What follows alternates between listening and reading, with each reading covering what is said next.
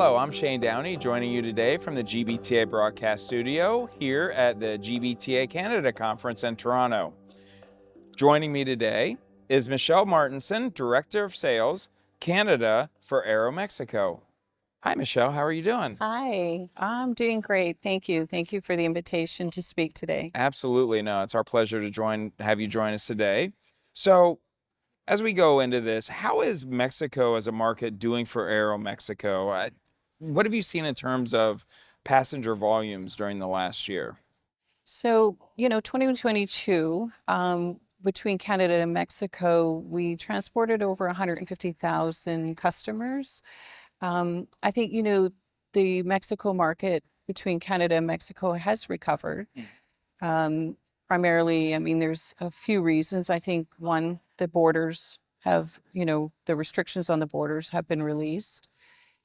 Two, I mean, Canadians have always loved Mexico. It's such a great destination, and vice versa. Mexicans love Canada as well. But we have seen an increase in demand. And we've increased our capacity as well. So that allows, sort of a stronger recovery for us in addition to, the borders and everything else being open. Good. It's good to hear. So, especially since we're here in Canada, what's new for Aeromexico when it comes to Canadian routes? So we currently still operate out of the three gateways, so Toronto, Vancouver, and Montreal. But we're excited that, not just versus last year, 2022, but pre-COVID. So before, in 2019, we've increased our capacity. So we're flying 3 flights a day out of Vancouver instead of two, so 21 a week. We still have the two on Montreal and the two on Toronto, but on Toronto, we're flying the new MAX 9s. So the MAX 9s have a bit more capacity in economy, an additional 21 seats. So that is the good news for us here in Canada. I mean, there's that strong demand that I mentioned. We've had, a two cabin, three product service prior with the 737-800s, which we were previously flying. So the business cabin, the economy cabin, and the AM plus. I think, it's not new news, but worth maybe mentioning is Aeromexico has always offered courtesy meal service on board, either a hot or a cold meal. And I think what, a lot of our customers remember, not only the good service on board the aircraft, but we do serve beverages complimentary, so both alcoholic and non-alcoholic. And we have a very nice tequila that people like to enjoy as they get ready for their Mexico destination. Well, I mean, you are going to I Mexico. Yeah. So, when in Mexico, When in as they Mexico, say. yes. Um, Switching gears for a second. So, we've heard a lot about sustainable tourism. It's definitely been on the rise in the recent years. So, what has Aeromexico done to mitigate its carbon footprint? I mean, sustainability is a hot topic and it's certainly a cornerstone of, Aeromexico's initiatives, and they have a number of them that are ongoing. I think, first, fleet efficiency is critical. So when you look at just talking about the MAX 9s coming into Toronto, the MAX 9s have 16% less CO2 emissions, as well as, a 16% fuel efficiency.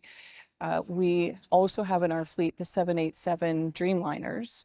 They fly on the international long hauls, so they have a 25% more fuel efficiency as well. So I think that that's critical that, we're continually introducing the new aircrafts into our fleet to offset, the carbon footprint.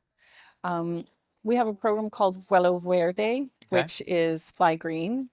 And in, 2022, we could offset emissions on an ongoing basis in that carbon footprint. And that program will continue, as we go forward.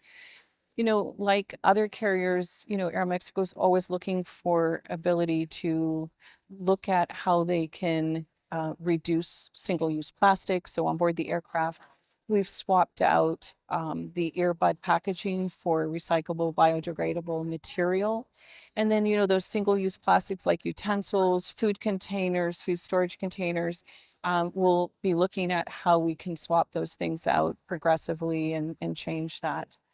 I mean, there's a number of other operational, sort of more technical, sustainable options that, Aeromexico are working on, i.e., taxiing on the ground with a single engine, Yeah. things that I think Right. are more known now than they were in the past. But it's great also to note that SkyTeam, which is the alliance that Aeromexico belongs to, as a group, have been looking at this as a key cornerstone as well. So introducing the SkyTeam Challenge for sustainability. Okay. So asking their members to do flights with biodegradable fuel. There was a flight from Mexico into Vancouver using the biodegradable fuel, and also just kind of brainstorming with their member group on initiatives that could be actionable, whether they're quick hits or long term, over this year and next year and going forward. So pleased to know that, not only Aeromexico, but our alliance, of course, is looking at sustainability in the long term. That's good to hear. Yeah, thank you.